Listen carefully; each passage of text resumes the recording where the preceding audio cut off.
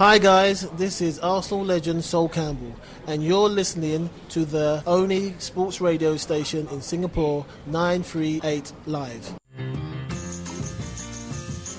This football extravaganza on SportsZone is brought to you by Daikin.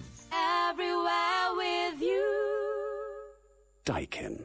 From 938 Live. This is Formula One driver Fernando Alonso. Hi Singapore, I'm Jürgen Klinsmann. Hi, I'm Martin Tyler. This is Annika Sorensen. Hi Singapore, this is Johnny Wilson. You're locked on to the best in sports. Cheers. You're listening to Singapore's longest running and only sports talk show on radio. A good Saturday to you and welcome to SportsZone on 938 Live. I'm Raj Kumar and today our focus is centered on the 2014 FIFA World Cup. After 4 weeks of sleepless nights and 62 matches already gone, we're now down to the final two matches. That of course is the third place playoff between Brazil and Holland, which is taking place tomorrow morning, while the grand final is on Monday morning in Rio, and that's of course between the Argentinians and the Germans. And just before we dive into our final World Cup special show, a few major headlines. As most of you would probably have known by now that Luis Suarez's move to Barcelona is the third most expensive signing in the history of the game. Last night, the 27-year-old agreed to join up with Neymar and Lionel Messi for a period of 5 seasons for a transfer fee of $130 million. Suarez leaves Liverpool after having scored 82 goals in more than 130 appearances since he arrived in 2011 for a fee of $40 million. But he also served 2 bans totaling 18 matches due to his issues with Patrice Evra and Branislav Ivanovic. We'll open up the phone lines later for your thoughts on Suarez leaving Liverpool. Is it good riddance to the Uruguayan or a bad move by the Reds? And over in NBA basketball news, LeBron James has returned to his former team. That of course is the Cleveland Cavaliers. The 29-year-old has been a free agent since the 1st of July after opting out of a contract with the Miami Heat, which he still had 2 years remaining. As the NBA's most valuable player on 4 occasions, King James led the Heat to 4 NBA Finals appearances, of which they won in 2012 and 2013. And he's now decided to return to Cleveland, where the fans 5 years ago burnt jerseys with his name on as he left the club unceremoniously for the Miami Heat. So those are the 2 big headlines in the last 12 or 15 hours. Meanwhile, it's back to football now, and over the next 45 minutes or so, we're going to review the 2014 World Cup, as well as preview the last matches of Brazil 2014. We'll also be giving away prizes from Adidas, Sony Music and EA Sports in our phone-in contest. We'll also hear from Arsenal legend and the former England defender Sol Campbell, who's in Singapore for a current promotion with Puma. We are looking for 3 prize winners today, and they stand a chance to win prizes totaling up to $900. And remember, if you've already won prizes since May 31st, on this show, since May 31st on this show till the 5th of July, that is last week, then you're not allowed to take part in today's contest. So the first prize winner today takes home the official World Cup match ball, of course known as the Brazuca, that is worth $200 by itself, and you'll be taking home the national jersey of Spain, the home jersey in the size of large, plus the official World Cup CD album as well. The second prize winner takes home a collection of 11 World Cup mini balls from the time when Adidas began their partnership with FIFA in 1970. That was when they decided to provide the match balls. So for the last 40-odd years, Adidas and FIFA have had this relationship, and we're giving you all 11 mini-size balls in a complete collection. Go to the official 938 Live's Facebook page, and you'll have a better idea of what this prize looks like. So you'll get this set, plus the winner also takes home a copy of the official World Cup Brazil 2014 video game for the PS3 console. So the second prize winner takes home this mini ball selection plus the PS3 game. The third prize winner also takes home the mini balls collection plus the game for the Xbox console. So we have practically something for everyone, which includes the Brazuca, the German national jersey, the CD, the mini balls collection, all from the last 11 World Cup campaigns. So that's happening in our phone-in contest coming up later, when you have to answer a simple question based on the World Cup. The big hint is it's got something to do with the goal scorers of this World Cup. So that is a huge hint in itself. Alright, it's time to introduce our panel of guests on SportsZone, and appearing for only the third time on this show is a man with more than 40 years of broadcasting experience in radio, television, and of course a prominent figure in the entertainment scene. And he's now on Go 90 FM's The Breakfast Show. He's the one and only Brian Richmond, and he's joined by Singapore's former national coach and a former technical director at the FAS. And after his coaching stint in Myanmar, he's back in Singapore. He's none other than PN Sivaji. And completing the lineup is a man who's making his SportsZone debut, having featured for our Singapore national team in the 1970s as a striker. Until today, he is still the main man who organizes the internationals to play in friendly matches and charity matches, as well as the annual Sultan of Selangor Cup. He's none other than Ho Kwang Hock. A very good Saturday, gentlemen. Welcome to SportsZone on 938 Live. Brian, let's begin with you. And this is your third World Cup final show with us. You also appeared in the 2006 and the 2010 editions of SportsZone to preview the grand final. And of course, do I get a prize for that? This is a hat trick, you know. Exactly. We're delighted. You're keeping the streak running. And just for the benefit of our listeners, could you clarify this one little note? Were you actually part of the Singapore national squad in the 1970s, or were you involved in an administrative aspect of it? Okay. To put the record straight, I was playing for Singapore ever since my youth days, from 64 to 67. I was drafted into the national team. Our first trip was a goodwill trip to Indonesia, just after the Konfrontasi period, if you remember. And that was the team that was coached by Chu Seng Kui. Right. And then, of course, I played for the national side for the next few years until 1970. So it was pretty short-lived. I broke my leg in 1970, and there ended my soccer career. Wow. I took up a coaching course. And I was one of 5 Class 1 coaches at that time. I was drafted into the national squad to understudy Michael Walker. It all comes back to you, Sivaji. Yes. And I was actually the head coach of the national youth team, 72 and 73. And I was with the national squad as assistant coach to Walker, preparing the team for the 1973 Siap Games in Singapore. And this was before Uncle Chu became national coach. Uncle Chu was national coach before that. Yes, okay. But it was like, he'll be a national coach for 3-4 years, and then he'll pull out and somebody else comes in. And then they'll get him back again. N. Ganesan brought him back, in fact. The team manager. No, but Raj, he was the chairman of FAS. Oh, right. Raj, what Brian has not said, and he will not say, is that you're one of the best centre backs that we had during that time. I've had the pleasure of playing against him, and he was outstanding as a centre back. Okay, you played in a friendly capacity. Yeah, in a friendly capacity. Okay, he's an old man. I'm not. The games have started now. With more than Brian, with more than 40 years in the broadcasting scene, you ever got a chance to go to the World Cup or? Yeah, that's one thing I can't say, because I was involved in the presentation of the World Cup. In fact, the very first World Cup presentation was in 1974, when Singapore saw colour for the first time. It was the first colour program on television, and it was the 1974 final between West Germany and Holland. And I was the presenter. Then after that, of course, that's right, Beckenbauer, Johan Cruyff. Yeah. After that, of course, I was the anchor in Singapore, but never going across to those venues, it was always in Singapore. But and a lot of people thought that, wow, this man travels a lot. The only time that they sent us across would be for the SEA Games and the Asian Games.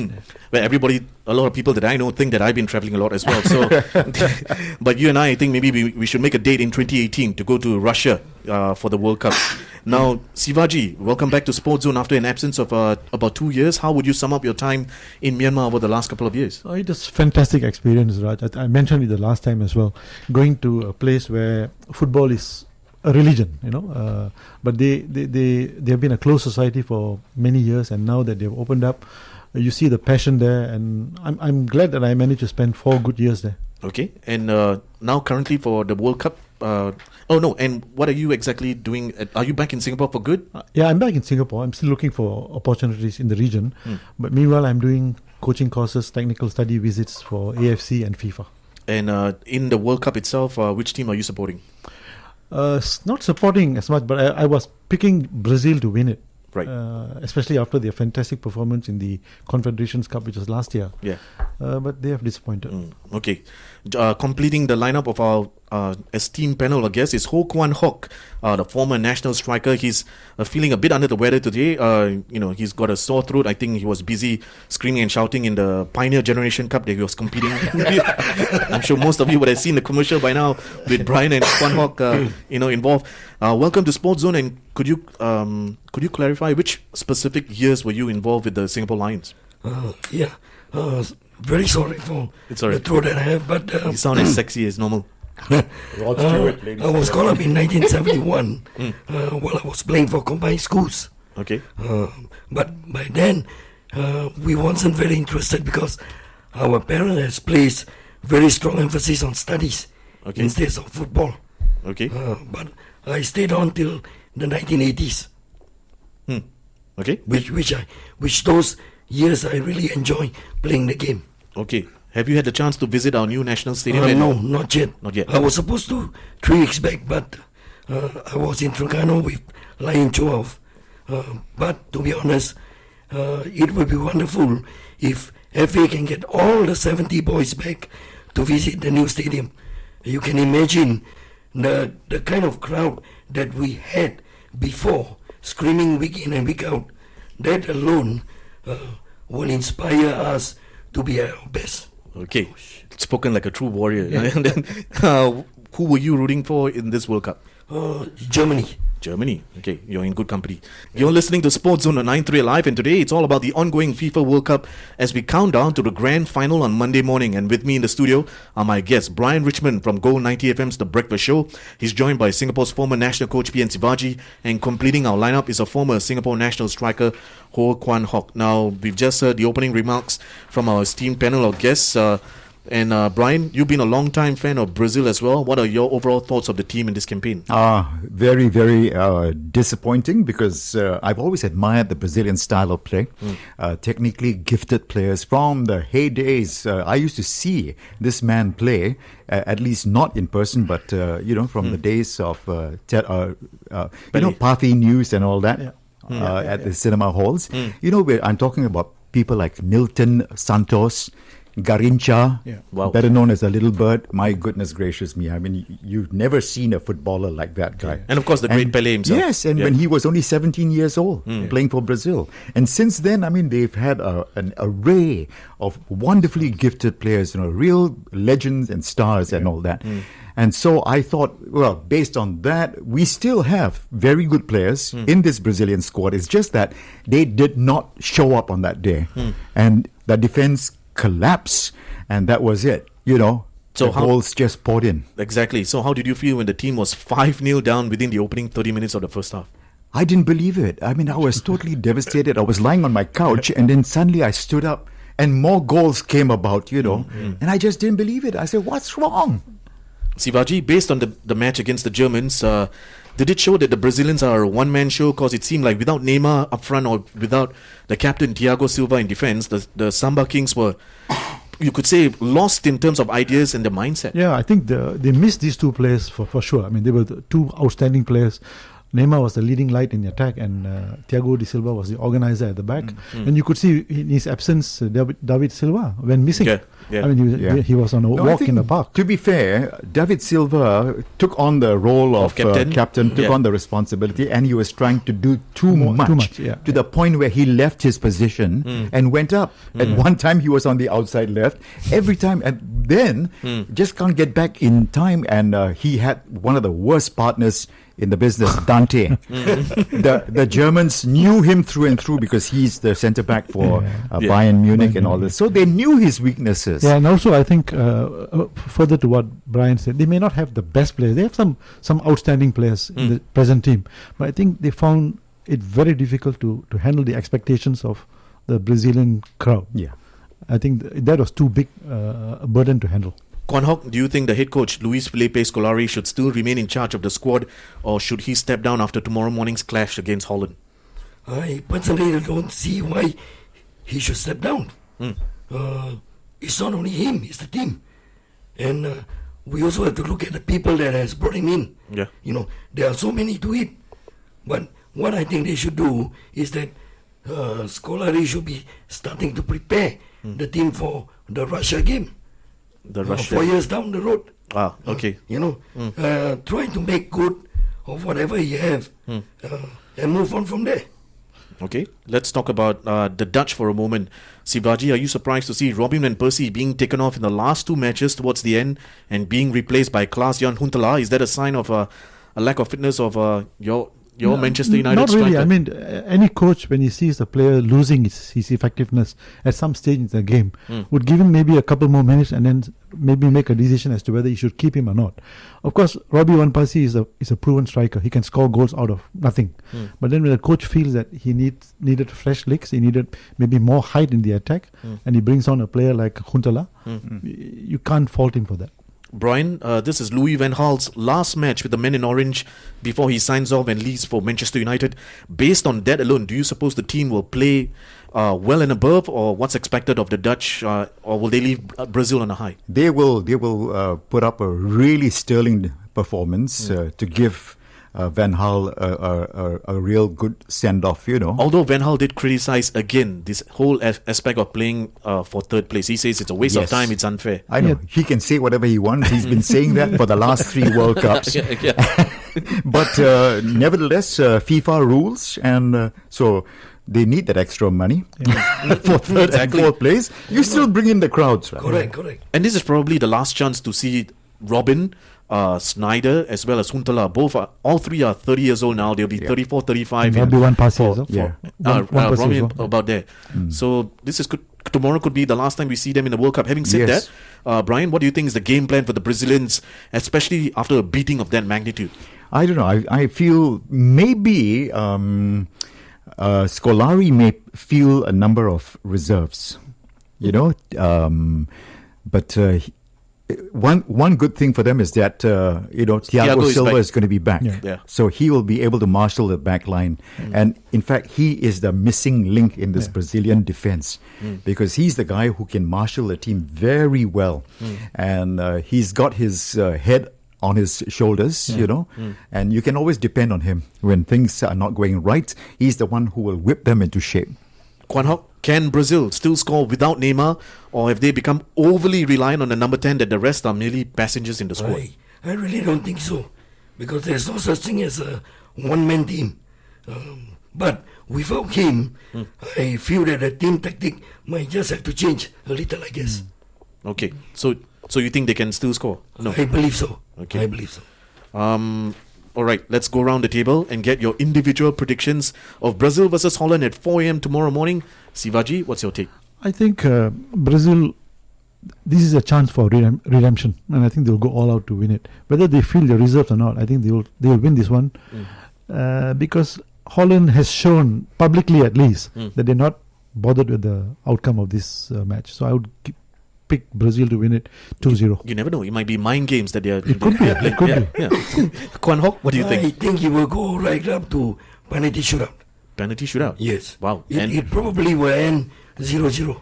And then you never know. Maybe draw. Yeah, and Van Gaal might do bring Tim Krul and cause all the problems again. Do the trash talking, which I'm not a total fan of what he did when Tim Krul. No, I mean, you want to trash talk, fine, but do it at the goal line, not go 1 meter in front of the striker and trash talk him and point like that, and the referee just stands there and allows it to happen. That is, I mean, he's just playing mind games. It's straight out of the WWE, man. If you're the best goalkeeper in the world, just prove it. Just stand at the goal line and trash talk. You don't need. Okay, Brian, your prediction? I think I'll go with Holland. Very narrow win, 1-0 perhaps. Okay, I'm going to agree with you on that. I think the Dutch are going to sign off on a high because of the fact that 3 or 4 of them, this is probably the last World Cup campaign, and Louis van Gaal is going off to Manchester United. And like he already said, it's a waste. If they were to lose 2 back-to-back matches, it would mean that the campaign they're going home on a very disappointed campaign, especially when they had a really good qualifying campaign. So I think it might be the Dutch. It's a goodbye to Brazil. I mean, they had a good campaign, but their morale is down, really down. 0. Their morale. Okay, well, that is part 1 of SportsZone. Coming up after the news headlines, we'll preview the grand final itself. We'll also open up the phone lines and get your predictions for the final 2 matches in this World Cup. We'll also get your take on Luis Suarez's move to Barcelona. We've got prizes as well to be won worth about $900. That contest is coming up on part 2 of SportsZone right here on 938 Live. This football extravaganza on SportsZone is brought to you by Daikin. Everywhere with you. Daikin. 938 Live. 938 Live gets you talking. Hi Singapore, this is former Manchester United midfielder Paul Scholes, and you're listening to the guys on 938 Live Sports. This football extravaganza on SportsZone is brought to you by Daikin. Everywhere with you. Daikin.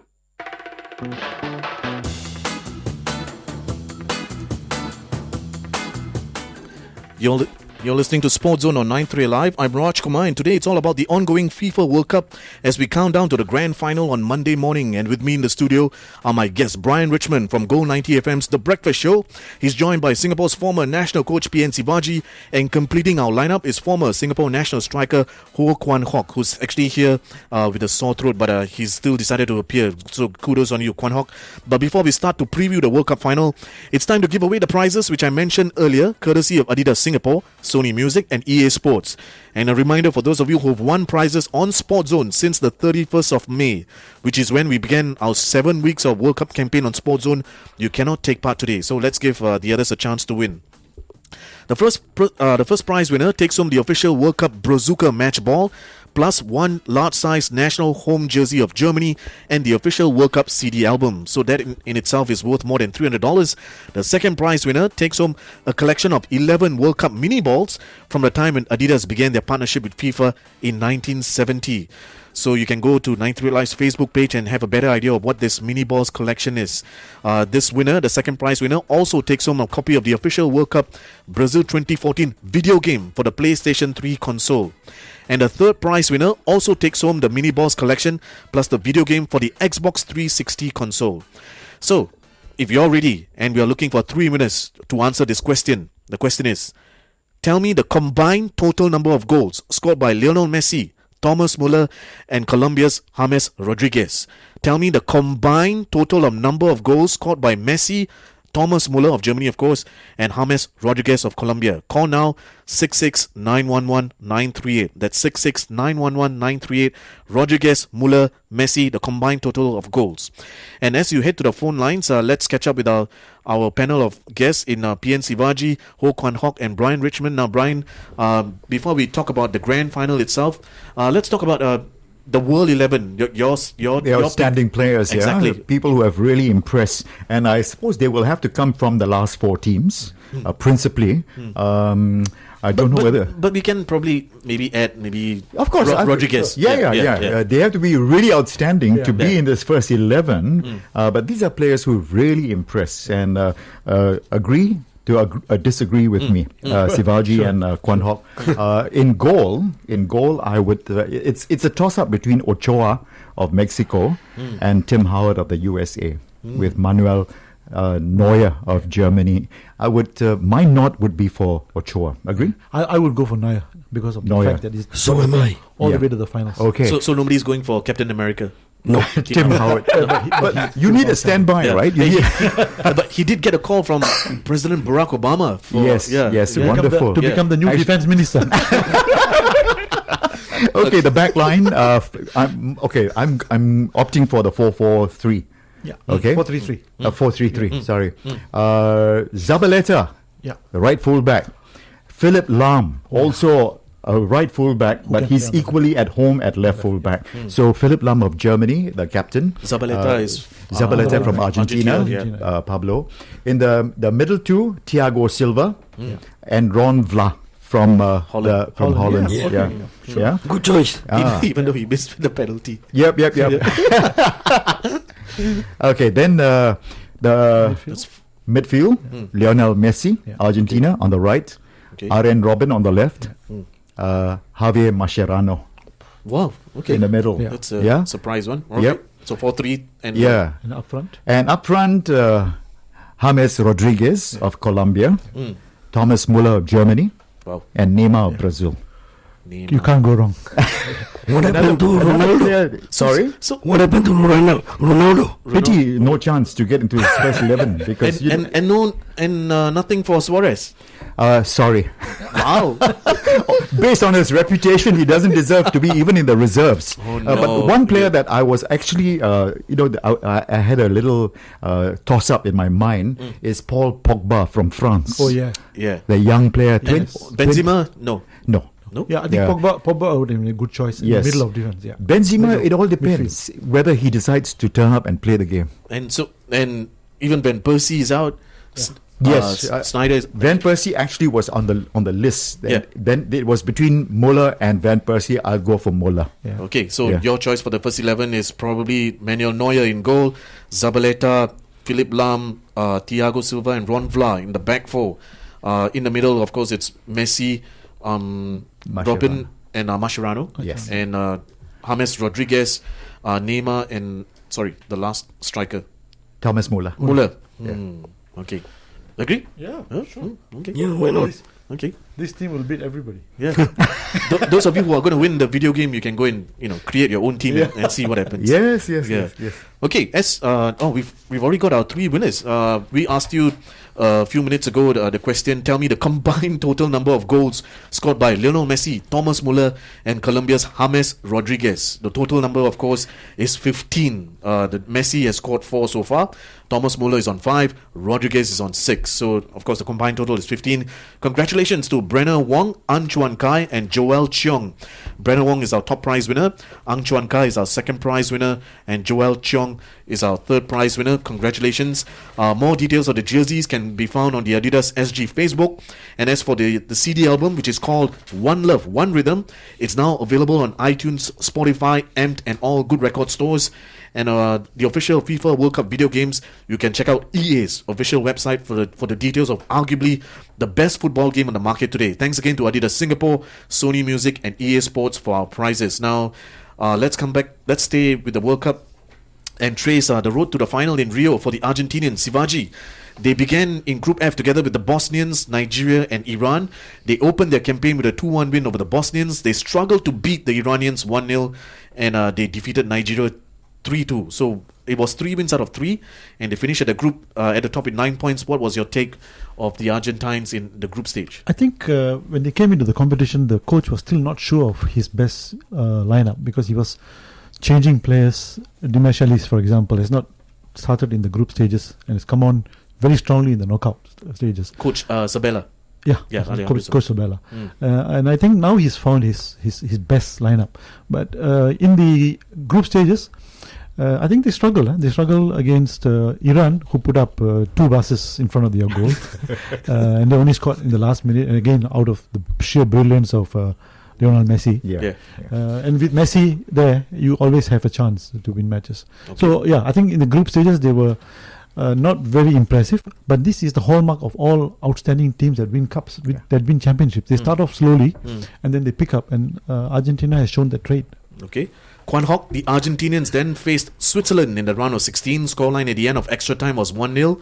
They went on to face the Belgians in the quarterfinals. Same 1-0 scoreline. What did you think of the scorelines in both matches? They're like doing what Spain did 4 years ago. Just win with the World Cup by 7 goals. 1-0, 1-0, 1-0. Well, in football today, it's about winning. It doesn't matter by how many goals. They want to progress. At the end of the day, it's important to make yourself known.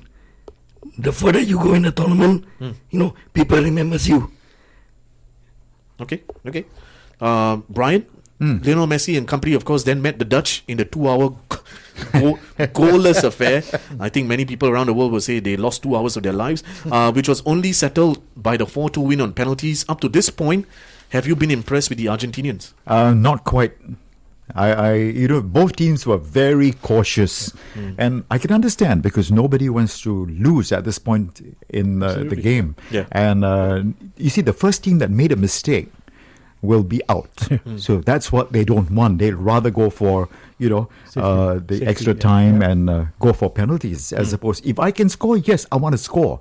Messi had chances, so did Arjen Robben. But he was stopped by Mascherano. When he broke through, in a 1-2 and he broke through, he only had the goalkeeper to face. But out of the blue came Mascherano and stopped him. Yes. That would have been the winning goal. And so not particularly impressed by Argentina. Then how do you suppose they'll take on a well-oiled German side? Very difficult. But they're going to have Aguero back in the team. They've got Higuain. Higuain really has not stood out for me, except for that one goal that he scored. I don't know how he did that, you know. Those are just one of those opportunistic moments in the game where a player of that caliber can churn out. But they will again have to depend very, very highly on Messi. And if the other players can show up, and I mean they're going to be without Angel Di Maria. He's out injured. Yeah. Otherwise, it would be a great help. Yeah. A follow-up question to Kwang Hock: is Messi the only player to watch out for, or do you think there are others in the Argentinian squad? I mean, honestly, he's definitely the player to watch out for. Okay. But Argentina itself, the team is full of talent. Like what Brian has said, they have Di Maria, Marcelo, Higuain and Aguero, just to name a few. Yeah. Okay. I think Lavezzi is another one. I mean, he didn't start in the earlier matches, but since the knockout stage, he's come on very strongly, providing a lot of penetration, especially on the flanks. Yeah. Sivaji, let's continue with you. Let's touch on the Germans now. They began their journey in Brazil with a 4-0 thrashing of Portugal. That was followed up by a 2-2 draw against their fellow Group D opponents from Ghana, and then that 2-1 win over the United States. What's your summary of the Germans in the group stage when they finish with 7 points? They started with a bang when they really banged Portugal 4-0. But they've shown a lot of quality. In fact, this team, I think 6 or 7 players have played in the last World Cup. Yeah, correct. Thomas Muller and company. They've got that experience. They've got that experience, and they've shown in this competition that they're playing football with fun. You can see there's a lot of enjoyment in the game. They look very potent in the attack and strong defensively. If there is a weakness, it's because they play very high. The two centre backs are not the fastest yes, defenders, especially Mertesacker. That's right, and that prompts Neuer to make a lot of these mad runs outside his box, and if he makes one mistake, and that could be so. But otherwise, they are fantastic, I think, in this competition. We'll just give Kwang Hock a break for a few minutes while he catches his breath, because he's suffering from a severe case of a sore throat. Laryngitis. Yeah. Brian, maybe you he's doing a mean Rod Stewart. Maybe you can answer this. You've actually, I think you mentioned this. Manuel Neuer, the assessment, is he the best in this World Cup? The goalkeeper. In fact, let me tell you that this World Cup is a World Cup of goalkeepers. We've seen so many goalkeepers really outstanding. And we're going to see a couple leave as well, with Buffon and Casillas. Yes. Except, of course, for... what's his name? The England goalkeeper? Joe Hart. Joe Hart. Yeah. Need I ask? No. For me, Ben Foster had a better game than Joe Hart in this World Cup. But otherwise, it's been a World Cup of goalkeepers. They have all been outstanding. Even some of the lesser-known teams, their goalkeepers have stood up. People like Navas and all these. But I think... The Brazilian goalkeeper? Yeah, he did well. Until that 7-1 debacle, he did well. Otherwise, he's going to remember that till the day he dies. Yes, and he'll remember the four who are in front of him, who deserted him. Poor fella, he was left open. I hate to be asking you this, but being a Brazilian fan and all, but having watched the Germans thrash the Samba Kings 7-1, do you feel there is a chink in the Germans' armour or a weakness which the Argentinians can exploit? I'm sure Messi will notice the back line, especially if they play per Mertesacker. He's never known for his space. So if Messi can run at him, that's where they'll start opening up. In the back line, and they'll have to gun him down, that's for sure. Okay, before I get the predictions for the final, let's hear from Arsenal legend Sol Campbell, who's in Singapore at the invite of Puma, and my sports colleague Noah Tan met him yesterday evening and first asked about his thoughts of the grand final. With Argentina, they've been quite solid. As a team, they've been quite solid. It's been quite tight with the goals for them, but they've scored important goals. Messi's come in with some important goals. Higuain's, important goals. So I think, as a team, they're quite solid. With Germany, they've been quite free spirits, scoring lots of goals, but being solid as well. Very organised. They've realised their deficiencies, and they've made sure they've covered all the bases, and they've worn teams down. They've worn countries down. But Argentina seems that they've got the mentality to absorb that. So it leaves a really good, interesting kind of scenario. If Messi comes with his A game, which everybody knows he's got, and really takes the game by the scruff of the neck, Argentina could win the World Cup. But if he doesn't turn up, the Germans will definitely steamroll and grind them down and get the win quite comfortably, if they're not ready. Now, you've played in several important finals in your career. How does a player prepare themselves mentally, physically for such an event? Depends where you are in your stage in your life. If you're a young player, you're probably up all night thinking, it's my first final, But as you mature players who have been there before, I think it's just about keeping calm, realizing, all the training sessions you've done to get yourself there. And preparing yourself on the pitch and off the field.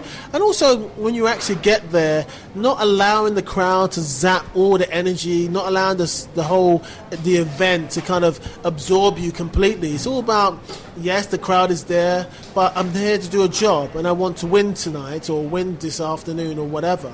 So it's all about enjoying the environment, but not allowing the environment and occasion to run away with you, and then you almost forget what you're there for, and being concentrated and enjoying it as well. Enjoy it. It's a final. Enjoy it.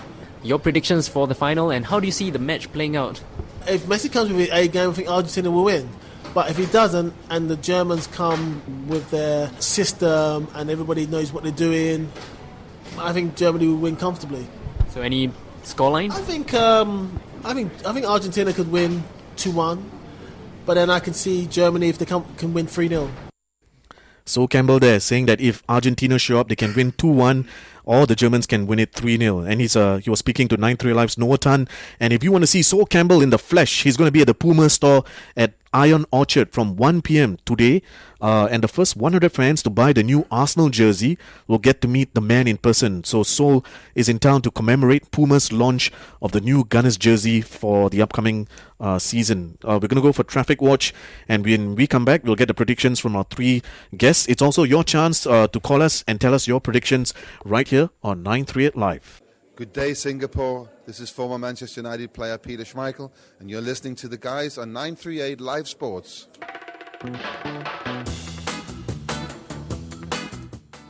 Welcome back to the final stretch on SportsZone on 938 Live. I'm the Rajman, and today it's about the ongoing FIFA World Cup as we count down to the grand final on Monday morning.